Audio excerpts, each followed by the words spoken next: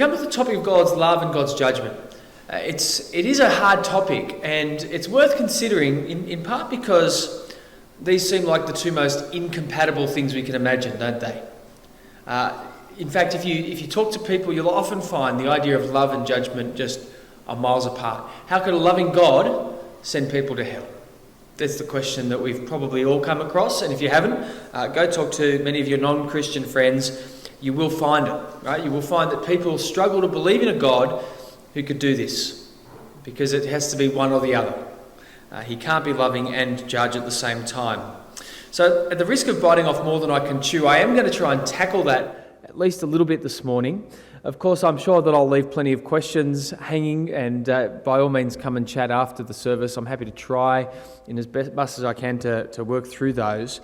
But how can God both be loving but also judge? I want to suggest actually that we need to reframe the question a bit. I don't believe there's very many people, if any, in this room or in this world who genuinely think that judgment is a negative. We say it is, but I want to suggest we don't. And if you want to disagree with me, that's fine.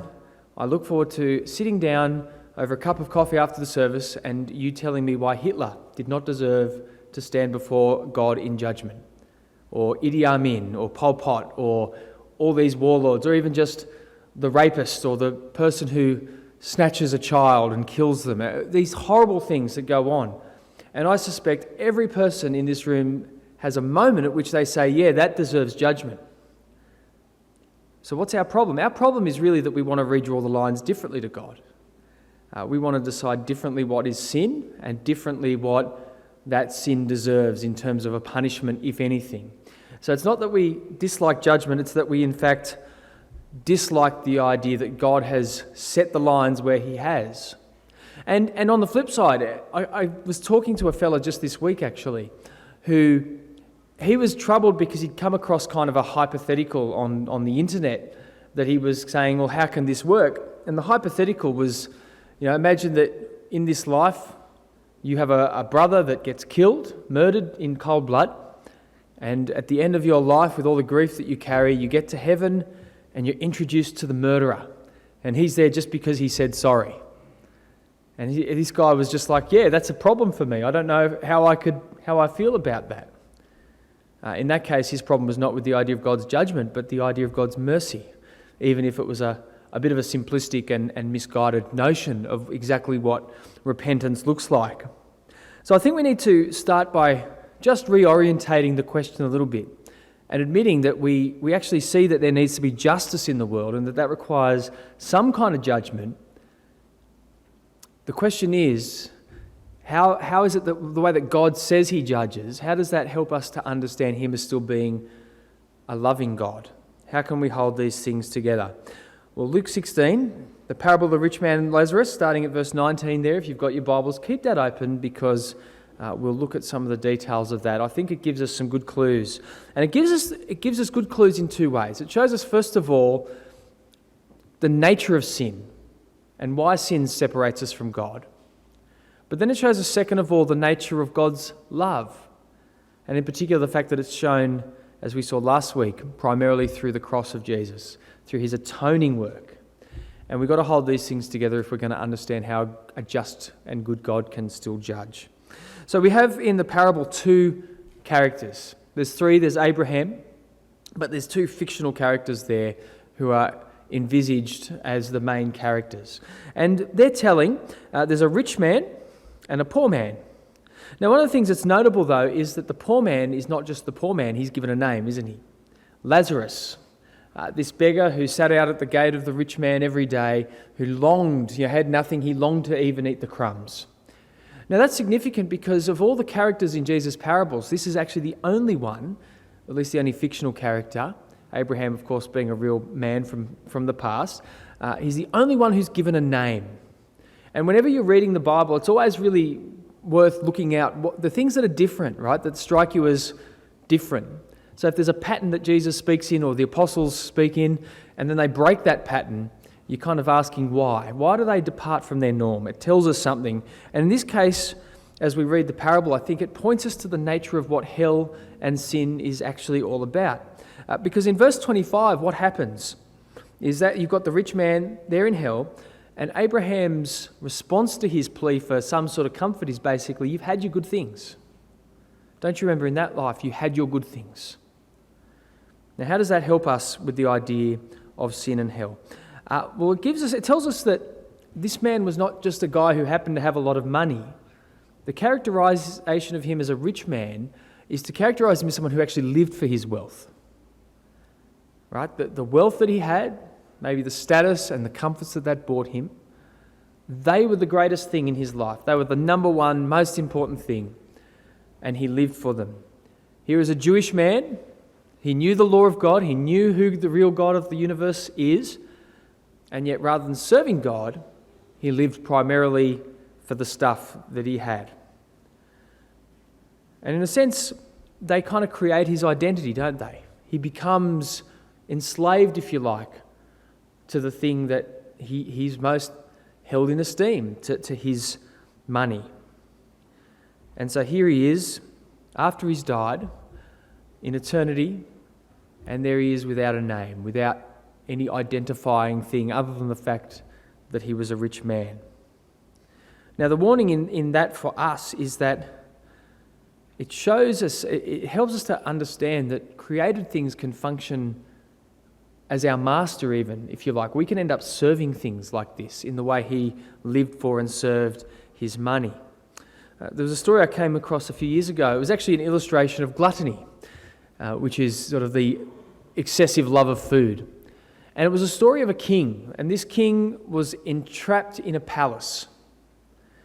He was in this big castle where he was stuck. But the reason he was stuck wasn't what you might think. There was a door in and out, but it was a long sort of tunnel door. There was no bars on it, no door, no lock, nothing on it. He could come and go as he wanted. The problem was that it was built for a normal-sized man. And this gluttonous king ate too much.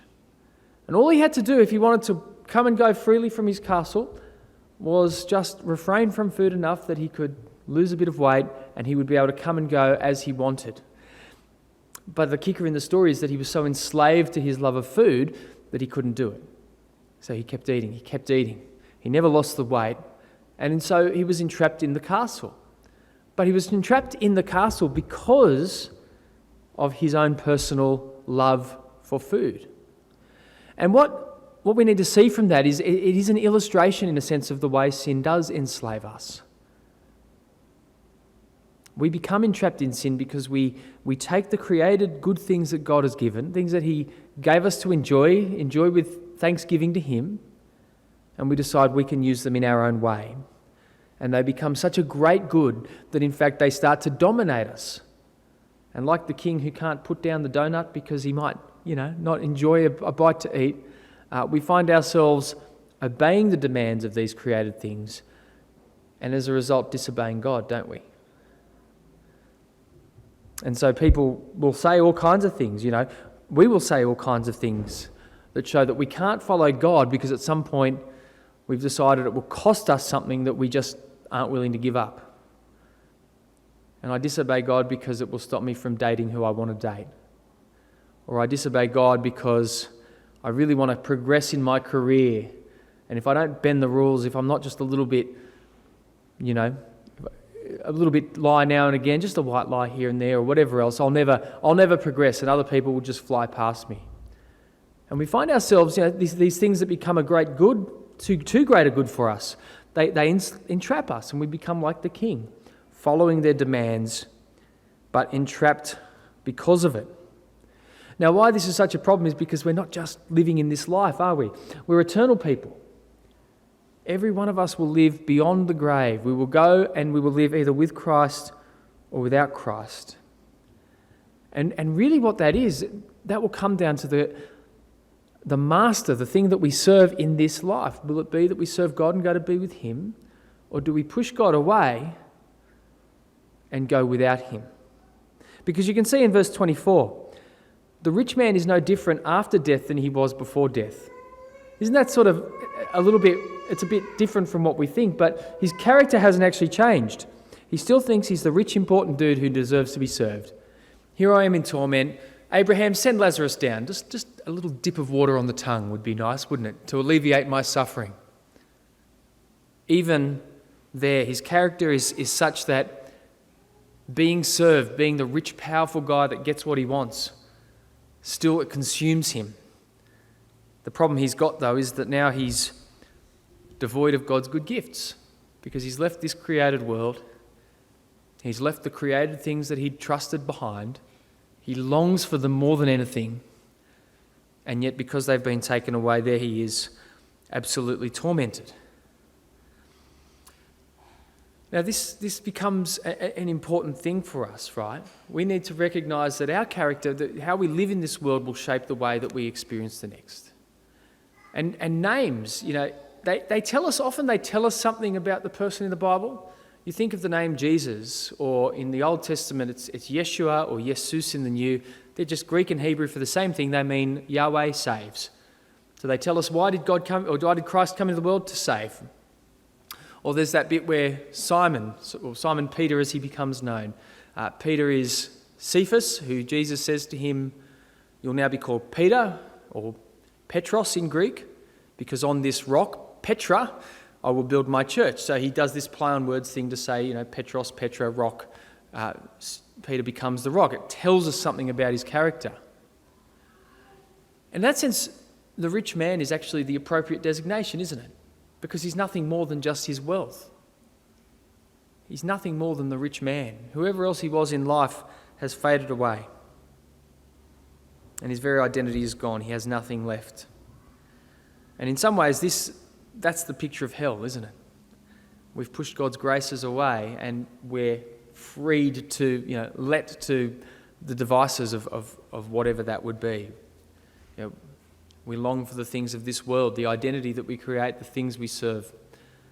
But if that identity, if that service is not to Jesus, then there's nothing in this world we can take with us. And we're left in torment. So it's worth our asking, who do we serve in this life? Do we serve the Creator or do we serve the created thing? What's the thing that we most value, that we most love, whose will, whose demands we most bow to? And as that question hangs, we want to start to ask now, how does this idea intersect with the love of God? How does God's judgment against sin, He's letting us go into the horrors of our own, the hell of our own making, as we'll see. How does that intersect with His love? Well, you can notice at the end of the passage, we start to get a clue. The rich man asks for a miracle. He asks, in a sense, for God to be loving and merciful, in this case to his brothers. If you won't alleviate my suffering, Abraham, send Lazarus. Send him to warn my brothers so that they might not perish, that they might not end up in this place. Warn them. And you'd think that would be pretty convincing, wouldn't it? Just imagine that this is just happening. The brothers are sitting there at the funeral maybe, and they're grieving. They've lost their brother, about to bury him. They're sealing him in the tomb, wherever they are in the funeral procession, when suddenly this man, Lazarus, who they knew had died, appears. And there he is alive again and says, there is a hell, be warned, don't end up there. Would that convince you? Would it? Well, Abraham says no, it won't work. That just warning them will not work. The fear of hell will actually save nobody. And in that way, C.S. Lewis once said, the doors of hell are locked from the inside, which is a confronting image. In other words, it's not a place where we would leave if we had the choice, just based on this, the fear of it anyway. Why? Because it's not so much, as we've said a few times now, the fire and the brimstone. These are the images the Bible uses, and so they're the right images that you might see in a medieval painting or a cartoon. But however much they're literal or figurative, is impossible to know, other than to say that they definitely point to that much greater reality, that it's the torment of everything that matters being ripped from us. All of God's good graces to us being ripped from us, of being people made for God and made for the things that He's created for us, and yet having none of it. And that's the torment, the true torment of hell. But if we've decided to push God away, if we've decided we don't want him on his terms and we're going to grab onto created things, then again, that's going to shape our character such that just fear of the place, fear of punishment is not going to save us. Did you notice in the passage the bit where the rich man says, "Can you get me out of here?" and the response? Did you notice it? Just skim over your passage and look for it, because it's a very important moment in the passage. It's not there, is it? Isn't that shocking? And even as he's tormented in hell, the rich man doesn't ask, even at that point, "Get me out of here." But he is stuck in his sin, as we've said. He is stuck there still wanting to be the rich man, the served one, the one who's important, who Lazarus waits on. Fear of hell itself, fear of punishment, is actually not going to save us from anything. What we actually need to understand is why. Why God has related to us the way he has. Not just the fear of punishment, but we need to now come to the cross of Jesus. Because, I can regularly sit with people and I can say to them, don't you know that Jesus is real, that he lived, he died for you, he rose again? And they'll say, yes, yes, yes, at every point. What do you need to do about it? Nothing really. Knowing the facts of what has happened on their own will not save us. But what will save us is understanding why Jesus has come into the world.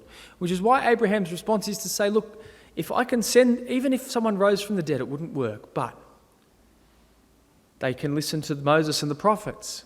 If they won't listen to that, nothing else will work. But they can listen to Moses and the prophets, can't they?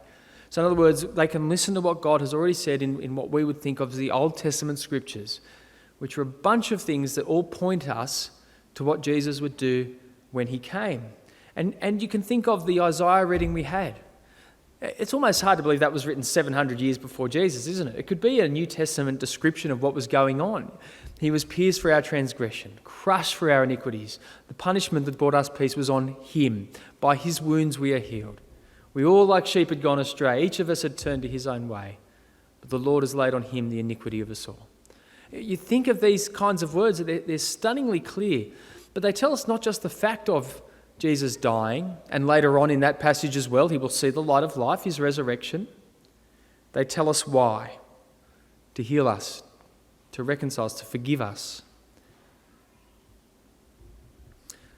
You can ask yourself in these terms, why is it that Jesus, loving, meek, mild, cuddly teddy bear Jesus, speaks more vividly and more often of hell than every other character in the Bible combined? Right? That's a true statement. He does. He speaks more vividly and more often of hell than everyone else in the Bible combined. I'll tell you why. It's because of places like Isaiah 53. Jesus came into the world to experience it. Jesus actually came to submit himself to the judgment of God for our sin. Jesus actually came into the world, the one who perfectly obeyed God, who deserved no judgment, and yet submitted himself to the agony of God's judgment against every sin you or I have ever committed. Forget the physical agony of the cross, as excruciating as that was, and the word excruciating comes from the Roman word or the Latin word for cross. The thing that was the true agony for Jesus on the cross was that moment, to have the Father turn away, to have the wrath of God against sin poured out on him, knowing full well that he didn't deserve it. If we want to understand actually the love of God, we actually need God's judgment, believe it or not. We think it disproves God's judgment, but we need it. Because, great, Jesus came and died. He did something nice for me, but I didn't need saving, so thank you. But what do I do with it, right? But when we understand the depths of sin, that it separates us from God, that it ruins us eternally, that it brings the judgment of God himself against us, and then we figure out that Jesus came to die for that, doesn't that change everything? Doesn't that magnify his love? Doesn't that just blow it up into something that we can barely even begin to imagine? There's an old Welsh preacher, Martin Lloyd-Jones, who I want to paraphrase a bit. He tells a story where he says, I want you to imagine that maybe you go away on holiday, the neighbours have looked after the house as they sometimes do, and you come back and the neighbour pops his head over and says, oh yeah, this happened, oh, and by the way, a bill came in and I just paid it, don't worry about paying me back. How do you respond to the neighbour at that point? Well, it depends on the bill, doesn't it? Maybe you, I don't know, for those of you old enough to remember what it was like to rent a video from a video shop, maybe you had the late fees and you had to pay your $6. And yeah, thanks. It's hardly life-changing, but it's certainly appreciated. Thank you. But what if you'd been dodging your taxes for the last 20 years and you had a tax bill with all the interest and all the penalties that you could never even begin to imagine that you'd be able to pay off? What then? If he's done that, then that's life-changing, isn't it? And Lloyd-Jones's point is, until you know the size of the debt, you don't know whether to shake their hand or to fall down at their feet, kiss their feet. Well, much the same way, we don't. The judgment of God is an uncomfortable truth, and we don't like it. But if we're going to understand the love of God, we need to see the depths from which He has saved us. The cross is not just a nice example, not just you're doing pretty well. Here's an encouragement. The cross is Jesus experiencing the very wrath of God for you and for me, for anyone who would repent, anyone who would turn and be forgiven. And so will you turn to Him? It may be that you hear this and it's all very weird and you've been living for yourself. Will you hear this message this morning? Hear the message of the judgment of God, but hear it so that you understand the love that He has shown us in the Lord Jesus.